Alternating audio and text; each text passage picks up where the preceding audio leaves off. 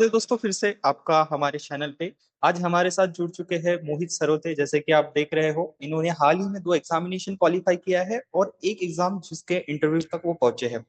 तो मैं आपका परिचय करवा देता हूँ मोहित हमारे ऑडियंस से। ये है मोहित। इन्होंने एसबीआई क्लर्क, आईबीपीएस क्लर्क और उसी के साथ साथ आईबीपीएस पीओ का भी इंटरव्यू दे चुके हैं। तो जैसे कि आपने थंबनेल में देखा है कि अभी मेंस की एग्जामिनेशन भी शुरू है।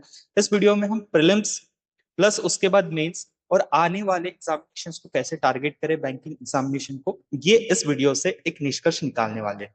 तो सबसे पहले मोहित को मैं कॉन्ग्रेचुलेशंस कहना चाहता हूँ, इतनी सफलता उन्होंने हासिल की है।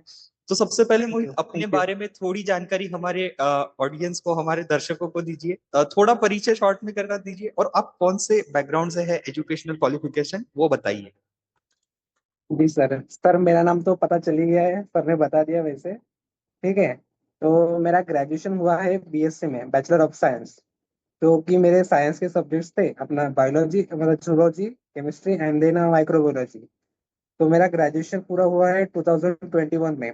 उसके बाद मैंने पीजी किया है, पोस्ट ग्रेजुएशन। उसमें मैंने केमिस्ट्री में पोस्ट ग्रेजुएशन किया है। सो उसके बाद मैंने बैंकिंग की क्लासेस लगाए। ठीक है। तो उसके बाद मतलब 1.5 या 2 साल में एक एग्जाम्स क्रैक हुए हैं। ठीक है।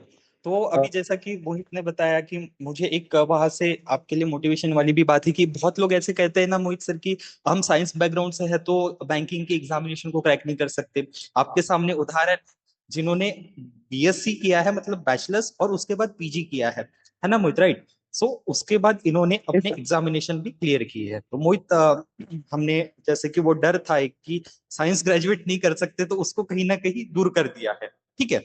अब मोहित, आपकी एजुकेशन क्वालिफिकेशन सबको पता चल गई है। अब सीधा हम पॉइंट पे आ जाते हैं, क्योंकि हमारे जो बहुत सारे व्यूअर्स है वो या तो ऐसे एज के हैं जो या तो एग्जामिनेशन की तैयारी शुरू कर रहे हैं या फिर अभी मेंस देने वाले हैं।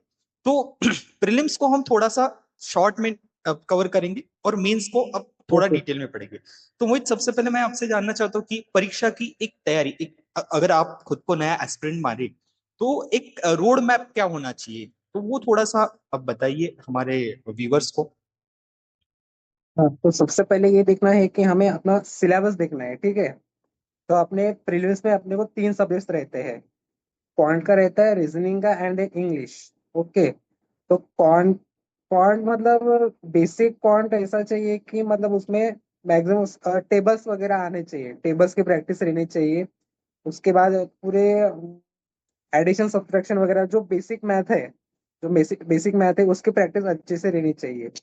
उसके बाद प्रीलिम्स में ज्यादातर आता है कि अपने को नंबर सीरीज रहता है। ओके, कौन के इसमें देन नंबर सीरीज की प्रैक्टिस, देन क्वाड्रेटिक इक्वेशन। तो ये हो गया बेसिक मैथ का। ठीक है। उसके बाद रीजनिंग में आते हैं। तो सब्जेक्ट है तो फिर रीजनिंग में अपने को मिसलेनियस टॉपिक्स रहते हैं, जैसे कि ब्लड रिलेशन, सिलोगिज्म हो गया, इनइक्वालिटी हो गया। ठीक है। फिर अल्फाबेटिकल टेस्ट रहता है उसमें। ऐसे फिर ये जो मिसलेनियस टॉपिक्स है, इनमें से तो क्वेश्चंस आते ही आते हैं, या तो 1 मार्क का या तो फिर 2 मार्क के, लेकिन आते ही है। ठीक है। बिल्कुल। तो इससे मार्क्स कवर करना अच्छा हो जाता है। फिर उसके बाद आते हैं पजल्स पे, जो कि मैक्सिमम वेटेज रहता है रीजनिंग में। 15 से 20 मार्क के पजल्स रहती ही है। तो बिल्कुल। प्रैक्टिस तो बहुत करनी है। बिल्कुल। स्टार्टिंग में पजल नहीं जमेगा, बट प्रैक्टिस से हो जाएगा जी रीजनिंग जी। का। ओके। देन इसके बाद आते हैं अपन इंग्लिश पे। इंग्लिश का ऐसा है कि इंग्लिश में ग्रामर तो है ही, बट उसके साथ चाहिए अपने को रीडिंग हैबिट। रीडिंग हैबिट से मैक्सिमम चीजें सॉल्व हो जाती है। इफ अपना ग्रामर अच्छा नहीं भी रहा, और जो रीडिंग जो स्किल रहती है, उसकी वजह से अपन इंग्लिश में स्कोर अच्छा कर सकते हैं। ठीक है। तो मोहित, मैं एक अंदाजा लगा सकता हूँ कि अगर कोई नया कैंडिडेट परीक्षा की तैयारी कर रहा है तो सबसे पहले जैसे आपने बोला कि मैथमेटिक्स में उसको बेसिक चीजें है, कैलकुलेशंस अपना स्ट्रॉन्ग करना है, ओके। स्क्वायर्स हो गया, क्यूब्स हो गए, क्योंकि उसको उसके बदौलत ही आप अपना एक मैथमेटिक्स का क्वांट का स्ट्रक्चर करते हो। रीजनिंग में बता दिए कि आपने खास करके आपने एक चीज को थोड़ा सा एम्फेसिस किया कि प्रैक्टिस। मतलब मैं ये मानता हूँ कि ओके। अगर आप बैंकिंग की तैयारी कर रहे हैं तो यहाँ पे कोई यूपीएससी लेवल वाला दिमाग नहीं लड़ाना है। मतलब समझ रहे हो जी आप सर। कि प्रैक्टिस इज अ जी। मेन की सोर्स टू आपको अचीव, आपका गोल अचीव कर सकते हो, जैसे आपने बताया। प्रैक्टिस कंसिस्टेंसी रखना है। बिल्कुल सर, वही कंसिस्टेंसी नहीं बहुत है। सारे स्टूडेंट वही नहीं रख पाते। तो थोड़ा सा मुझे हम्म, एक चीज बताइए कि आप किस तरीके से प्रैक्टिस करते थे। हम मॉक्स पे बाद में आएंगे। आपने बता दिया कि ठीक है, इंग्लिश में रीडिंग हैबिट्स होना, ग्रामर को आप थोड़ा सा प्लस माइनस कर सकते हो। जो नए बच्चे हैं हम्म, बेसिक से शुरू कीजिए, फिर समय आने पे वो एक लेवल बढ़ जाएगा। अब मुझे थोड़ा सा ना बच्चों का डाउट रहता है कि सर प्रैक्टिस और स्पीड, इनका थोड़ा सा बताइए सर, ये कैसे कंसिस्टेंटली हम्म। मेंटेन करें। तो मैं क्वांट के लिए बता रहा हूँ। सबसे पहले तो क्वांट के लिए प्रैक्टिस मतलब रोज आपको टेबल्स तो लिखने हैं, टेबल्स लिखना है, स्क्वायर्स लिखने हैं, क्यूब्स लिखने हैं। उसके बाद जो मोबाइल एप्लीकेशन आता है, मोबाइल ऐप रहता है, उस पर भी प्रैक्टिस कर सकते हैं अपन। जी वो जी। बहुत इजीली हो जाता है। ठीक है। फिर ये अपना रीजनिंग का हो गया। रीजनिंग का भी जैसे कि ऐप से टेक्स्ट बुक वगैरह हो गया, गाइडली हो गया, उस पे आप टॉपिक वाइज भी दे सकते मॉक, अब वो फ्री और क्विजेस प्रैक्टिस जो भी आते कर हैं सर, सकते। वो भी सॉल्व कर सकते हैं बच्चे, फ्री क्विजेस। यस यस, कोई भी सॉल्व कर सकते हैं। फिर अड्डा पे भी आते हैं, अड्डा 247 पे पांच बिल्कुल पांच मार्क्स के क्वेश्चन आते हैं। बिल्कुल सर। वो डेली करोगे तो वो बहुत अच्छा है। बिल्कुल बिल्कुल, मतलब उससे एक लिंक और प्रैक्टिस बनी रहती है अपनी, है ना, प्रैक्टिस नहीं हाँ, छूटती। एटलीस्ट आप दिन का एटलीस्ट 1 घंटा भी करो तो भी प्रैक्टिस अगर करोगे तो मतलब वो सफिशिएंट है, बेनिफिशियल है। बिल्कुल सर, बिल्कुल सर। तो सर मुझे आपने जब प्रीलिम्स की तैयारी शुरू की थी, ठीक है, आपने अभी बता दिया कि एग्जामिनेशन की तैयारी शुरू की, आपने बता दिया कि प्रैक्टिस कब करना है। मेरा एक प्रश्न है कि सर, अगर कोई एस्पिरेंट चाहता है कि उसको प्रीलिम्स की तैयारी और मेंस की तैयारी साथ में करना है, तो क्या सर ये सही निर्णय है? या फिर प्रीलिम्स का अगर सिलेबस को कुछ तो 60% तैयारी, मतलब एक क्वेश्चन ये है कि प्रीलिम्स और मेंस को क्या साथ में लेके चलना चाहिए, और लेके चल रहे हैं तो कैसे लेके चले। देखो, अपन जब सिलेबस करते हैं तो ऐसे मतलब डिफरेंट वे में नहीं कर सकते प्रीलिम्स और मेंस। ठीक है। अपने को करना है, जो टॉपिक लिया है उसको पूरी तरह से कंप्लीट करना ही है। तो फिर वो कंप्लीट करते हैं तब वो मेंस के लेवल भी हो जाता है। जैसे कि पजल्स रहते प्रीलिम्स के भी पजल्स रहते और मेंस के भी पजल्स रहते। लेकिन जब आपका बेसिक नॉलेज है पजल्स का, जब वो आपका क्लियर बैठ जाता है बेसिक, तो आप मेंस के भी पजल सॉल्व कर सकते हैं। उसी तरह जो मिसलेनियस टॉपिक्स है, उनके भी अगर बेसिक अच्छा रहा तो आप मेंस के भी टॉपिक्स अच्छे से कर सकते हैं। ठीक है सर, यानी ऐसा है कि वही चीज बाद में काम आती है, मतलब क्या है कि हाँ एडवांस हो जाता है हाँ, बस। जी जी। मतलब आप साथ में कर सकते हैं प्रैक्टिस। ऐसा कुछ भी नहीं है कि ये प्री का है तो इसको बाद में करेंगे, मेंस का है तो बाद में करेंगे करके। आप हम्म। साथ साथ में भी कर सकते हैं। लेकिन बस वो एक लेवल आ मतलब जाना आपको चाहिए टॉपिक, कि हाँ, बस आपको टॉपिक पूरा करना है वो। बराबर। यानी एक अपने को कॉन्सेप्ट समझ गया कि सिलॉग का ये कॉन्सेप्ट है, तो आपको उसके साथ हम्म अगर थोड़ा सा मिक्स पजल भी आ गया, या फिर डिस्टेंस डायरेक्शन को थोड़ा कॉम्प्लिकेटेड कर रहा है, जब तक यानी पूरा है कि हम्म। प्रीलिम्स की पहले तो बेसिक्स क्लियर करना है, तभी बेसिक आप मेंस की बेसिक तरफ जाओ। या कि आपने बेसिक। जब तक 70 से 80% अगर प्रीलिम्स नहीं किया है, तो फिर मेंस पे तक जाओ ही मत। पहली चीज सर, मैं हम्म आपकी बातों से ये समझ हम्म, सकता हूँ सर। ठीक है सर। जी। अब सर, अगर किसी व्यक्ति ने अपना 60% सिलेबस क्लियर किया है, तो क्या होता है ना, कभी कभी एक कैंडिडेट सर वो 20% भी नहीं पढ़ता, 30% भी सिलेबस नहीं, और वो क्या करता है, मॉक टेस्ट, और उससे वो डिमोटिवेट हो जाता है। एक तुम मॉक दे रहे हो कुछ पढ़ाई करके, थोड़ा सा भी बेसिक है, ठीक है, फिर मॉक दे रहे आप, तो उसके बाद मतलब ऐसे निराश नहीं होने कि मुझे कम मार्क्स मिलेगा करके। बिल्कुल। आप उसी को एनालाइज करो, उसी को एनालाइज करो। पहली बार नहीं आएगा, सेकंड टाइम आ जाएगा, सेकंड टाइम नहीं आएगा तो थर्ड टाइम आ जाएगा, बट उसको एनालिसिस करना है। जब आप एक टॉपिक पकड़ते हो, उसको उसको पढ़ाई करते, वो पूरा पूरा 100% मतलब उसका बेसिक क्लियर करते, तो मतलब उसको फिर एनालिसिस करते वक्त वो आना चाहिए, समझना चाहिए। एनालिसिस ऐसे करो कि मतलब वो बैठ जाना चाहिए आपके दिमाग में कि वो कैसे हुआ है करके, ऐसे। तो तो मोहित एनालिसिस मुझे मेन इंपॉर्टेंट है। जी जी, मोहित मुझे आपने बोला था कि आपने क्लासेस वगैरह लगाया, फिर उसके बाद तैयारी की और जी सर। सक्सेस भी। अब मुझे एक चीज बताइए मोहित सर, आपने अपना रूटीन, जब आपका जो रूटीन था सर, क्योंकि बहुत सारे नए एस्पिरेंट्स के हम्म होते हैं कि रूटीन सेट नहीं कर पाते, तो एक रूटीन बताइए। जब आप क्लास लगाते हैं या प्रीलिम्स पे होते हैं, कितने घंटों की आपने पढ़ाई की है, या फिर एक थोड़ा सा हम्म। एक आइडियल रूटीन बताइए, ताकि हमारे जो एस्पिरेंट्स हैं वो भी फॉलो कर सकें।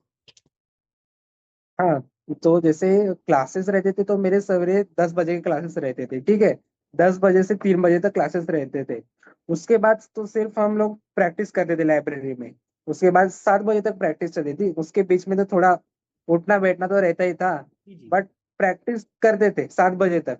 मुझे एक बात बताइए कि ग्रुप, अब जैसे बहुत सारे स्टूडेंट का एक सर्कल होता है, फ्रेंड सर्कल होता है, हम्म। तो क्या सर उसमें पढ़ाई होती है क्या, फिर आइसोलेटेड प्रिपरेशन करना चाहिए, कि वो खुद पे निर्भर रहता है कि आप कैसे लेते हो, इसका थोड़ा सा बताइए, क्योंकि ये फ्रेंड सर्कल वाला चीज बहुत इंपॉर्टेंट होता है।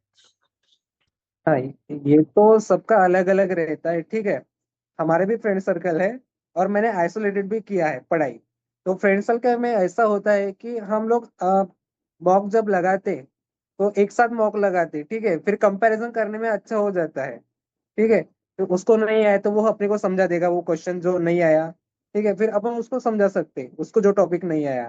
तो मतलब इससे ये हो जाता है कि अपने को मतलब दिमाग में बैठ जाता है कि अपन ने गलती कहाँ पर की थी। राइट तो राइट। फ्रेंड सर्कल भी इंपॉर्टेंट है पढ़ाई के टाइम पे।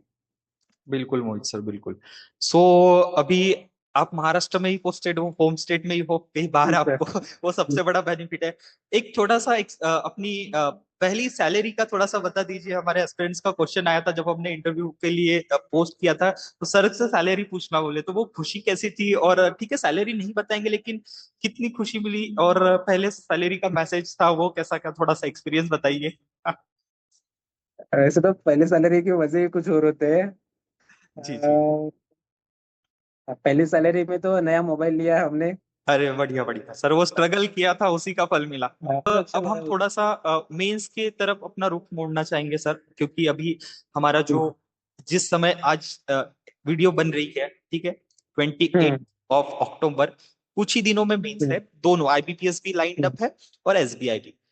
तो सर हम्म। मुझे सबसे पहले आपसे ये पूछना है कि एक सबसे जो बड़ा ब्लंडर आपके साथ हो गया था, वो जो हमने थंबनेल में लगाया कि सर 5 मार्क कट गए, वो वाली कहानी थोड़ा बता दीजिए कि सर वो क्या चीज थी और कैसा क्या चीज नहीं करना चाहिए, फिर हम आगे बात करते हैं मीन्स की। हाँ, ठीक है। तो उस साल का या फिर कह लो कि मतलब वो मेरा पहला मेंस था, ठीक है, आरआरबी पीओ का पहला मेंस था। तो थोड़ी मन में तो घबराहट थी कि कैसे जाएंगे करके, ठीक है। तो जब मैंने मॉक दिया, मतलब ये हुआ, पेपर हुआ हमारा। उसके बाद मैं निकला तो मुझे लगा कि ठीक ठाक गया करके, ठीक है। और जब रिजल्ट लगा, वो मेंस का मॉक था, ठीक है। उसके बाद मेरा मेंस तो निकल गया। उसके बाद फिर इंटरव्यू भी हुआ, ठीक है। इंटरव्यू उतना कुछ खास नहीं गया। जब लेकिन जो फाइनल रिजल्ट आया, तो फाइनल रिजल्ट में मेरा कुछ मार्क्स से रिजर्व रिजर्व लिस्ट रह गया। तो जब मेरे को 5 मार्क्स से चाहिए थे फाइनल लिस्ट में आने के लिए, तो वो तो रिग्रेट हुआ। तो मैं कहूंगा कि जो आने वाले एस्पिरेंट्स है मेंस के लिए, उनको कहूंगा कि जो भी आपका मतलब जो स्ट्रॉन्ग टॉपिक है, जो भी वो अच्छे से मतलब मेंस में तो भी अच्छे से करे। है ना, मतलब वो जो जो हुआ आपने एक उनको जो कहानी बताई आता थी है। कि वो जो पजल ईगो पे ले लिया था, वो हम्म। कहीं ना कहीं हम्म। आपको अभी भी मतलब ठीक है। हाँ। वो दुख है कहीं ना कहीं, कि मतलब एक हाँ। सर हाँ। का एक्सपीरियंस ऐसा रहा था कि उन्होंने जब आरआरबी पीओ का मेंस दिया था, ठीक है, वो तो सब हो गया, सब फाइनल रिजल्ट अब जो हुआ सो हुआ, लेकिन उन्होंने एक बताई हम्म। थी चीज की, पजल जब आप सॉल्व कर रहे हैं मेंस के स्पेशली, या क्वांट में भी कोई भी क्वेश्चन, एग्जाम को ईगो पे नहीं लेना है। मतलब क्या, नहीं लेना। कि अगर कोई चीज आपके लिए कठिन है एक्सट्रीम लेवल पे, तो वो पूरे हॉल में बैठे वाले लोगों के लिए है, अगर सभी उसको के लिए, हमने सभी के ईगो लिए। पे ले लिया तो एग्जाम हमको ईगो पे ले लेती है सर। हाँ, मैं ये बोलना चाहूंगा कि ये एटीट्यूड रहना चाहिए, और अपनी पढ़ाई उतनी लेवल की चाहिए कि अपने को जो क्वेश्चन नहीं आता तो वो किसी को भी नहीं आएगा। ऐसा एटीट्यूड रहना चाहिए, और इसी लेवल की पढ़ाई चाहिए। बिल्कुल अपने सर। को जो क्वेश्चन नहीं आ रहा है वो किसी को भी नहीं आएगा, ऐसे। Right right sir. ठीक है सर। तो सर हम थोड़ा सा मेंस के लिए, हमारे जो एग्जाम देने वाले एस्पिरेंट्स हैं काफी लोग, तो अब सर हम मेंस की ओर बढ़ते हैं। सबसे पहले सर, अब आपने प्रीलिम्स तो बता दिया कि कैसे क्या आपने प्रिपेयर किया था और कैसे क्या करना चाहिए, तो मुझे बताइए सर कि मेंस की स्टार्टिंग आपने कैसे की थी, और जो आपका मेंस से फाइनल रिजल्ट तक का सफर है, अपनी स्ट्रेटेजी बताइए। सबसे पहले हम मेंस का शुरू करते हैं सर रीजनिंग सब्जेक्ट से, तो आप थोड़ा डिटेल्स बताइए। ओके। हाँ, तो मेंस के लिए भी मैंने स्टार्टिंग ऐसे करी है कि रीजनिंग रीजनिंग को पकड़ते। तो मैंने बस टॉपिक वाइज, क्योंकि अपने पास ऐप से टेक्स्ट बुक है, गाइडली है, ठीक है। उनमें टॉपिक वाइज आते हैं मेंस के लिए भी। तो पहले तो टॉपिक वाइज देना, ठीक है। फिर उसके बाद अपन मॉक दे तो अपने को अच्छे मार्क्स नहीं आते पहली बार में, तो नहीं चाहेंगे मेंस के मॉक में, ठीक है। लेकिन उसको भी फिर एनालिसिस करना है, ठीक है। उसको भी एनालिसिस करना है। एनालिसिस करते वक्त ऐसा करना है कि मतलब वो नेक्स्ट टाइम अपन जब सॉल्व करेंगे, तो वो अपने को आना चाहिए, उस टाइप के क्वेश्चंस तो भी ऐसे। राइट। सर मुझे एक बात बताइए कि रीजनिंग की स्ट्रेटेजी में एक चीज ऐसा कहा जाता है कि मिसलिनियस टॉपिक्स को पहले पकड़ो, मतलब पजल अगर देखो सर कि बनी नहीं बनी वो तो बात की बात है, लेकिन ये जो आपने बात बात हाँ है ना प्रीलिम्स में वो सॉरी मेंस का जो थोड़ा मिसलिनियस टॉपिक्स बताइए कि वो इनपुट आउटपुट फिर और डायरेक्ट ये थोड़ा सा कोडेड वोडेड इसके बारे में थोड़ा बताइए कि ज्यादा स्कोरिंग इनका थोड़ा सा मार्गदर्शन कर दीजिए। हाँ, इनपुट आउटपुट आता है, वो ज्यादातर हार्ड तो रहती नहीं है, बट उसके लिए प्रैक्टिस चाहिए। और कुछ कुछ तो टाइम कंज्यूमिंग भी रहते हैं। वो अपने को देखना है कि सिलेक्शन ऑफ क्वेश्चंस चाहिए अपने हाँ पास। हाँ, और उसके लिए पहले तो प्रैक्टिस लगेगी, प्रैक्टिस से ही हो जाएगा सिलेक्शन ऑफ क्वेश्चंस। तो सर मुझे जैसे आपने एक बात बोला कि सिलेक्शन ऑफ क्वेश्चन, तो ये बहुत ही इंपॉर्टेंट चीज होती है कि पहला तो सिलेक्शन मींस मतलब सिलेक्शन ऑफ क्वेश्चन से मैं बोलना चाहूंगा सर कि अगर आपने सही हम्म। चॉइस का क्वेश्चन नहीं उठाया तो फिर आप फंस सकते हो, आपके पास एम्पल अमाउंट ऑफ टाइम मिलता है मेंस में, पहले देख लो ना यस यस। और कौन सा आप डुएबल हो आप कर सकते हो, पकड़ो उसको और फिर सॉल्व करो। ये सही स्ट्रेटेजी रहेंगी सर, जैसा मैं अगर बोल रहा हूँ कि selection of yes sir. Question. जब अपन मॉक पेपर आता है तब अपन देखते हैं कि क्वेश्चंस कौन से सॉल्व हो सकते हैं। जब अपन देखते हैं पूरे क्वेश्चंस, तो जब अपने को लगता है कि ये जमेगा करके, वो भी एक एक दो क्वेश्चन वाले पजल्स को वैसे ही नहीं पकड़ना है, स्टार्टिंग में तो नहीं पकड़ना है, ठीक है। जो मिसलेनियस टॉपिक के क्वेश्चन है, लगता है कि अपन कर सकते हैं, उसको हाथ लगा लेना, ठीक है। इफ वो वन गो में बन गए तो वो ठीक है। इफ नहीं बने तो उस पे अड़े नहीं रहना है, ठीक है। फिर नेक्स्ट क्वेश्चन पे जंप कर देना है। ठीक है सर, रीजनिंग का आपने बताया कि टॉपिक को सिलेक्ट करो, अपने जो बेसिक्स टॉपिक्स है एटलीस्ट उनको तो भी करो, आउटपुट इनपुट ठीक है, उसके बाद आपकी क्रिटिकल रीजनिंग वगैरह हो गया। सर अब मैं आपका ध्यान केंद्रित करना चाहूंगा क्वांटिटेटिव एप्टीट्यूड, इसकी तो आप डिटेल में बता ही दीजिए कि इसको कैसे करना है, थोड़ा सा प्रिसाइजली बताइए कि क्या एग्जाम जो पहले बार दे रहे हैं मीन्स उन्होंने कैसा डील करना चाहिए और आपने कैसा किया था। तो मैम मेरे बारे में बताऊंगा तो मैंने बहुत से प्रीवियस ईयर पेपर्स के जो एनालिसिस किया है, उसके बेसिस पे मैं बताता हूँ कि ज्यादातर क्वेश्चंस आते हैं वो नंबर सीरीज के आते हैं, ठीक है। उसके बाद क्वाड्रेटिक इक्वेशंस के आते हैं। और जो डीआई होते हैं वो अरिथमेटिक टॉपिक्स के रहते हैं। तो इसकी तो मैक्सिमम प्रैक्टिस करनी चाहिए डीआई की। इफ आप डीआई की प्रैक्टिस करते हो हर एक टॉपिक्स के अरिथमेटिक के, तो आपका मतलब मैक्सिमम मैथ कवर हो जाता है, मैक्सिमम।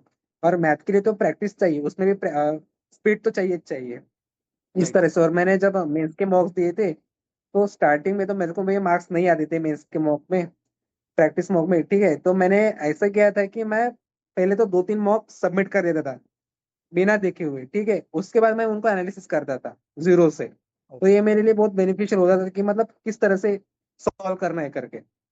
ओके ऐसे। Okay sir. ठीक है सर, अब थोड़ा सा हम मेंस के इंग्लिश की बात कर लेते हैं कि इंग्लिश को कैसे टैकल किया आपने, या क्या एक स्ट्रेटेजी रहनी चाहिए इंग्लिश के लिए और आपने क्या फॉलो किया था इंग्लिश के लिए, थोड़ा सा बताइए कि अटेम्प्ट कैसा करना चाहिए मेंस से रिलेटेड बताइए सर, क्लरिकल लेवल की एग्जामिनेशन पे। हाँ, मैं कहूंगा कि पहले तो मेरा जो इंग्लिश है वो एवरेज से भी सर मतलब उसके उसके कम है, बावजूद भी कम आपका एवरेज से सिलेक्शन भी हुआ है कम सर। लेवल का मैं है, यहाँ पे एक बार आपको ठीक रोकना है। चाहूंगा। तो जो भी अभी देख रहे हैं देखिए सर, मुझे भी पता है वो मेरे खास करीबी दोस्त है, लेकिन अगर कोई चाहता है और माइंड में ये रख लिया कि इंग्लिश मेरा वीक है, तो आपके सामने एक उदाहरण है। जो आज दो पोस्ट होल्डर है ठीक है, तो और एक पोस्ट कुछ इससे छूट गई, तो सर वो आप ही बताइए कि इंग्लिश को आपने कैसे टैकल किया। हाँ, तो इंग्लिश का ऐसा है कि मतलब रोज तो इंग्लिश की प्रैक्टिस करना है। जैसे कि अपने पास न्यूज़पेपर से, ठीक है, न्यूज़पेपर से हम पढ़ सकते हैं, आर्टिकल्स पढ़ेंगे, ठीक है, न्यूज़पेपर हो गया। फिर अपन डेली की प्रैक्टिस कर सकते हैं, जो कि अपने पास मैंने पहले भी बताया ऐप से करके, ठीक है। फिर जो अपन मॉक देते तो उनके सॉल्यूशंस देखना इंपॉर्टेंट है, ठीक है। उनमें से मतलब एक आइडिया आ जाता है अपने को कि कहाँ अपन गलती कर रहे हैं।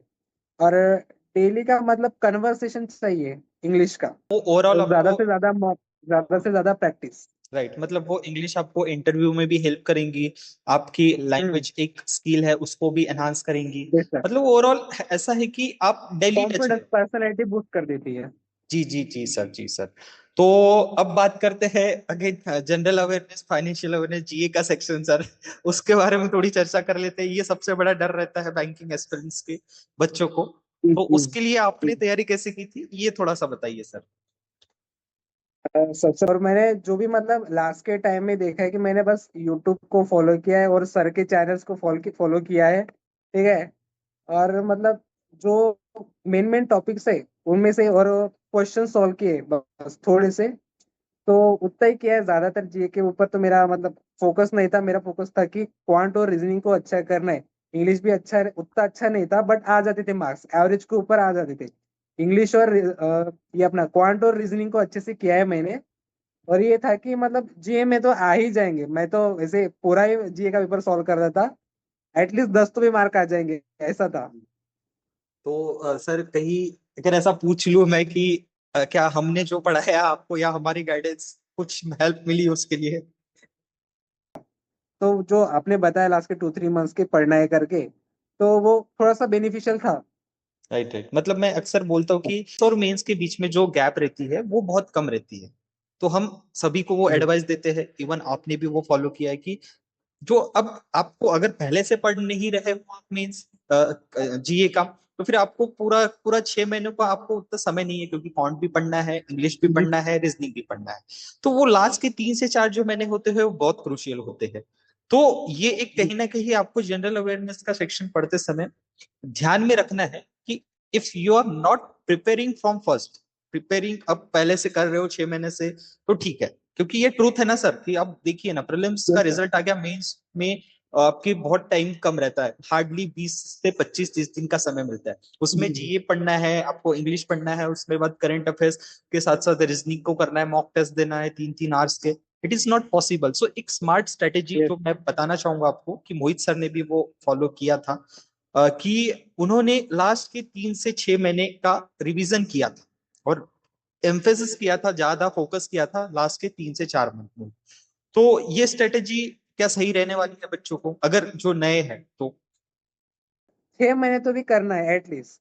राइट। क्योंकि अपने को सेक्शनल कट ऑफ रहता है, वो तो निकालना है कैसे भी मैं करके, वही वही सिलेक्शन वही लेना है बोलने तो। वाला था, सेक्शुअल कट ऑफ और बहुत मे ही इंपॉर्टेंट और रोल प्ले करता है। और मेंस में लीड लीड भी चाहिए, तो फिर जीए के मार्क्स तो चाहिए चाहिए। मेंस में राइट लीड राइट। भी बहुत मायने रखती है। तो सर क्या ऐसे कह सकते हैं कि don't under estimate the power of general awareness? Yes, बोल सकते हैं। जी राइट राइट मोहित सर। सो मोहित सर, मुझे बताइए कि आपने ठीक है मेंस का दे दिया था सब कुछ, तो मुझे एक बात बताइए कि एग्जामिनेशन हॉल का जो डर का रहता है, जब जब आप पहली बार एग्जामिनेशन दिए होंगे, तो हमारे एस्पिरेंट्स को आप क्या कहना चाहेंगे कि जो आपकी 5 मार्क वाली गलती हुई थी, ईगो पे ले लिया था, या फिर वो एग्जामिनेशन का थोड़ा सा बताइए कि डरना नहीं है, क्या क्या आपको फील हुआ था या कैसे बिंदास जाके है, तो थोड़ा सा बताइए एस्पिरेंट्स को। हाँ, मैक्सिमम स्टूडेंट्स को डर तो रहता ही है फर्स्ट टाइम जो जाते हैं। तो एक मंत्र है कि मतलब एग्जाम सेंटर में जब जाते हैं तो आजू बाजू वाले को नहीं सुनना है, ठीक है। और जब अपन जाते हैं तो एग्जाम के स्टार्ट के पहले अपने को टाइम मिलता है वहां पे, ठीक है। तो वहां पे मतलब किसी की तरफ ध्यान नहीं देना है, और 5 मिनट या फिर आप आंखें बंद करके थोड़ा मेडिटेट कर सकते हैं, खुद पे कंसंट्रेट कर सकते हैं। वो एक सिंपल चीज है कंसंट्रेट करने के लिए। तो वो बेनिफिशियल रहेगा मेरे ख्याल से। और दूसरी बात सर मैं ऐड करना चाहूंगा कि खुद पे भरोसा रखना है, क्योंकि हम मेहनत कर रहे हैं, जी जी, दूसरे को कॉन्फिडेंस दिखाने तो के लिए नहीं चाहिए। कर रहे। हाँ, खुद का कॉन्फिडेंस चाहिए कि हाँ। मैं कर सकता हूँ, जो भी हुआ वो देख लेंगे लास्ट। हम्म। आपने जो बोला कि यस किसी यस, से ये शांत रहना है, तो एटीट्यूड एटीट्यूड तो चाहिए, एटीट्यूड तो चाहिए। विदाउट वही sir, without attitude exam clear होगा हम्म। नहीं, अपने को थोड़ा सा खुद को संभालना है। और मोहित सर लास्ट हम्म। में मैं जाते जाते आपसे ये पूछना चाहूंगा कि आप भी एक स्टूडेंट हो, अब हम वो एज से गुजरे हैं, जी। वो एज से और लोग भी गुजरेंगे। तो सर ये डिस्ट्रैक्शंस आजकल के जमाने में बहुत बड़ा एक पैरामीटर है जो खींचता है लोगों को अपने गोल के प्रति। तो मुझे बताइए कि जी डिस्ट्रैक्शन सर। को दूर करने के लिए आप क्या टिप्स देंगे हमारे एस्पिरेंट्स को? वैसे तो मैक्सिमम डिस्ट्रैक्शन तो मेरे मेरे लाइफ में तो नहीं है। तो मैंने बस फॉलो किया, डिसिप्लिन में रहना है, जो अपना काम है वो करना है डेली रूटीन का, ठीक है अपना। मैक्सिमम कब तो मतलब पढ़ाई में चला जाता है, ठीक है, वो तो पहले करना ही करना है। फिर उसके बाद अपन एंटरटेनमेंट का कर सकते हैं, लेकिन पहले तो प्रायोरिटी देनी है, प्रायोरिटी रखना चाहिए लाइफ में। राइट राइट राइट, मतलब हाँ। अब गोल फोकस होना चाहिए पर्सन ने, जब तक अगर गोल जी। अचीव। ठीक है मोहित हाँ। सर। तो मोहित सर जाते जाते बस हमारे जो अभी मेंस देने वाले बच्चे हैं या जो भी एस्पिरेंट्स हैं, आपके तरफ से एक छोटा सा मैसेज उनको दिए, जो आपने फील किया अपने जर्नी के दौरान। मुझे आपका स्ट्रगल पता है, फैमिली इश्यूज एंड सब, वो भी बहुत बहुत मोहित सर के लाइफ में प्रॉब्लम्स थे, वो हमको पता है। लेकिन मोहित सर थोड़ा सा मुझे बताइए कि कुछ कुछ बच्चों का ऐसा रहता है कि लाइफ में बहुत प्रॉब्लम रहते हैं, आप एग्जाम्पल हो, हम ऑन यूट्यूब नहीं बोल सकते वो चीजें, तो एक मैसेज दे दीजिए, देन हम गुड बाय कर देंगे सर। हाँ, मैं ये कहना चाहूंगा कि सबकी लाइफ में तो प्रॉब्लम्स रहती है, लेकिन अपने को प्रायोरिटी तो रखनी चाहिए कि ये मुझे करना ही है, ये मैं करूंगा तो मेरी लाइफ अच्छी हो जाएगी, ठीक है। तो ऐसा मतलब चाहिए कि मतलब एग्जाम तो निकालना है तो प्रायोरिटी रखना चाहिए कि मैं इस पे फोकस करूँ और ये अच्छे से हो जाए करके, ठीक है। तो मतलब मैं ये कहना चाहूंगा कि आप जो अभी कर रहे हैं उसको प्रायोरिटी दें। ओके। तो दोस्तों ये थे मोहित सर, जिन्होंने अपने बहुत कठिन परिश्रम से, डेडिकेशन से, कंसिस्टेंसी के साथ एग्जामिनेशन निकाला है। आने वाले कुछ दिनों में हम पूरी डिटेल वीडियो भी लाएंगे। तो आशा करता हूँ यहाँ से कुछ आपको ज्ञान अर्जित हुआ होगा, प्राप्त किए होंगे, अपनी स्ट्रेटेजी को एक सही दिशा आपको मिल गई होंगी। तो मिलते हैं अगले वीडियो में, तब तक के लिए ध्यान रखिए अपना, टेक केयर, बाय बाय। अगर आप हमारे चैनल पे पहली बार जुड़ रहे हैं तो चैनल को सब्सक्राइब करना मत भूलिए। एंड हाँ, टेलीग्राम की लिंक मैंने नीचे डिस्क्रिप्शन बॉक्स में दे रखी है, सीधा मैं आपको वहां से जो नोटिफिकेशंस है सारी डिटेल्स प्रोवाइड करते रहता हूँ। तो थैंक यू जुड़ने के लिए हमसे। Thank you Mohit sir. Thank you sir, thank you sir.